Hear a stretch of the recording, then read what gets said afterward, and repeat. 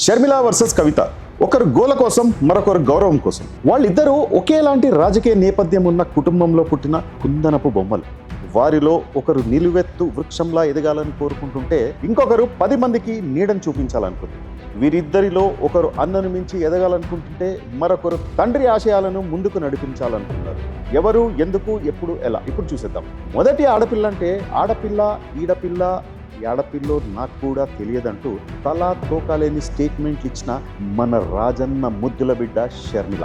షర్మిల ఎప్పుడు చూసినా తన తండ్రి పేరు చెప్పుకుంటూ నేను వైఎస్ కూతుర్ని, మీ రాజన్న బిడ్డనంటూ ప్రజల్లోకి వెళ్లాలని ఆరాటపడుతుంది. కానీ అదే తండ్రి ఆశయాలను ముందుకు నడిపిస్తున్న తన అన్నపై మాత్రం ద్వేషం పెంచుకుంటుంది.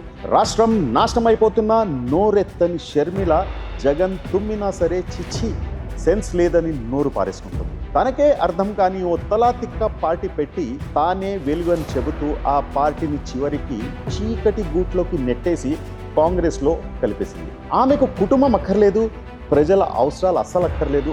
ఆమెకు కావాల్సింది ఓన్లీ పబ్లిసిటీ, పవర్, డబ్బు మాత్రమే. రాష్ట్రం తగలబడిపోతున్న, విపక్షాల ఆగడాలు, అఘాయిత్యాలు మించిపోతున్న నోరు మెదపదు. పసిపిల్లల్ని మృగాళ్ళు చెరిచేస్తున్న, రోడ్లపై నరికేసుకుంటున్న, గుర్రు పెట్టి నిద్రపోతుంది. అదే జగన్ ప్రమేయం లేకుండా ఏదైనా జరిగితే రాక్షసుడు, దయ్యం, భూతం అంటూ శంకిణిలా చిందులేస్తుంది.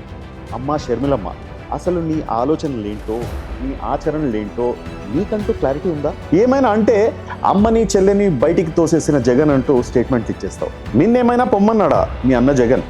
నేను వైఎస్ రాజశేఖర్ బిడ్డను అంటూ గొంతు రాకపోయినా అరుస్తావు. మరి జగన్ ఎవరమ్మా?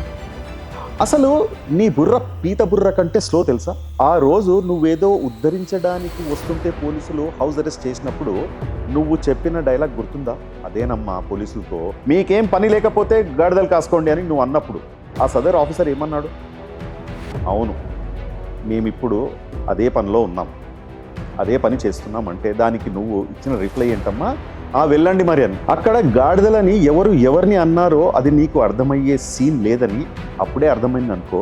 ఇప్పటికైనా క్లారిటీ వచ్చిందా? ఒక్కసారైనా ఏపీలో జరుగుతున్న దారుణాల కోసం సిబిఎన్ గారిని కానీ, పవన్ గారిని కానీ గట్టిగా ఎప్పుడైనా ప్రశ్నించావా నువ్వు? నీకు భయం బయట వాళ్ళ మీదికి లేస్తే తోలు తీస్తారని, అదే ఇంట్లో వాళ్ళైతే ఏదైనా వాగొచ్చని. మా అన్న ఏం మాట్లాడాడని నీ ధైర్యం. అసలు నువ్వు ఏడపిల్లవో నాకు ఇప్పటికే అర్థం కాలేదు తల్లి. ఆంధ్రాలో ఉండి తెలంగాణలో నా కెరియర్ నాశనం చేసింది జగన్ అంటావు. పిచ్చి పీక్స్కి వెళ్ళిపోయి రచ్చ చేస్తున్నావు. నీకు ధైర్యం ఉంటే తెలంగాణలో నీకు రాజకీయ భవిష్యత్తు లేకుండా చేసింది ఈ పార్టీ అని చెప్పగలవా? ఆ ధైర్యం నీకుందా? ఇక కవిత విషయానికి వస్తే బహుశా అత్యంత దూరదృష్టి ఉన్న నాయకురాలు కావచ్చేమో. తండ్రి కేసీఆర్, అన్న కేటీఆర్ మీద ఎన్నో విమర్శలు వచ్చినా ఆమె ఒక్కసారి కూడా నాకు కుటుంబం వల్ల ఇబ్బంది అన్న మాట మాట్లాడలేదు. తన మాటలు కానీ, విమర్శలు కానీ జాగృతి తరఫున మాత్రమే వినిపిస్తుంది. ప్రజల కోసం నిలబడి ప్రభుత్వాన్ని ప్రశ్నిస్తుంది. ఇప్పటి వరకు కూడా పార్టీలో అధికారమో పదవో కోరలేదు. బాధ్యతే ఆమె గమ్యంగా నడుచుకుంటుంది. ఆమె ఉద్యమం వ్యక్తిగత స్వార్థానికి కాదు, సామాజిక స్పృహకు ప్రతిబింబం.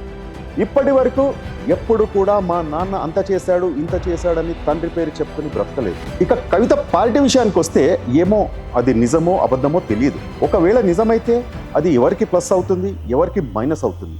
కవిత జైలుకు వెళ్ళి వచ్చిన తర్వాత పార్టీకి, కుటుంబానికి చెడ్డ పేరు వస్తుందని నిజంగానే కేసీఆర్, కేటీఆర్ కవితను దూరం పెట్టారా?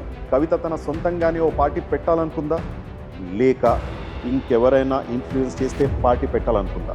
ఇక్కడ కవిత కాంగ్రెస్లో కలవడం అనేది అసాధ్యం. ఎందుకంటే ఆల్రెడీ మన రేవంత్ అన్న బల్ల గుద్ది మరీ చెప్పేశారు, KCR family members are not allowed in Congress party. ఇకపోతే బీజేపీ ఉంది. బీజేపీ అధిష్టానం ఏమైనా కవితకు సీఎం సీట్ ఇస్తానని ఏమైనా ఆశ చూపిందా? పెట్టినా పెట్టొచ్చు. ఎందుకంటే ఈ మధ్య ఎప్పుడూ లేని విధంగా ఎవరైతే బీజేపీ సపోర్టర్స్ ఉన్నారో వారంతా ఇప్పుడు కవితను కలుస్తున్నారు. ఈ మధ్య మందకృష్ణ మాదిగ కూడా కవితకు నా ఫుల్ సపోర్ట్ ఉంటుందని డిక్లేర్ చేశాడు. ఇకపోతే ఇన్ని జరుగుతున్నా కూడా కవిత ఒక్క మాట అంటే ఒక్క మాట కుటుంబానికి అగేన్స్ట్గా మాట్లాడలేదు. దీన్ని బట్టి తెలుస్తుంది కుటుంబ పరువుని ఎవరు కాపాడుతున్నారో, ఎవరు బజార్కి ఇడుస్తున్నారో. ఒకరు ప్రచారం కోసం కుటుంబాన్ని వదిలేస్తే ఇంకొకరు కుటుంబ గౌరవం కోల్పోకుండా ప్రజల కోసమే నిలబడ్డారు. ఒకరు మాటల్లో ఘాటు, ఒకరు పనిలో తళుకు. ఒకరు పుట్టినిల్లు పరువు బజార్లో పెడుతుంటే ఇంకొకరు పుట్టినింటికి, మెట్టినింటికి వెలుగుల్ని తీసుకొని వస్తున్నారు. ఇది Sharmila versus Kavitha analysis. Please like, share and subscribe. Signing off, నేను మీ దేవ్.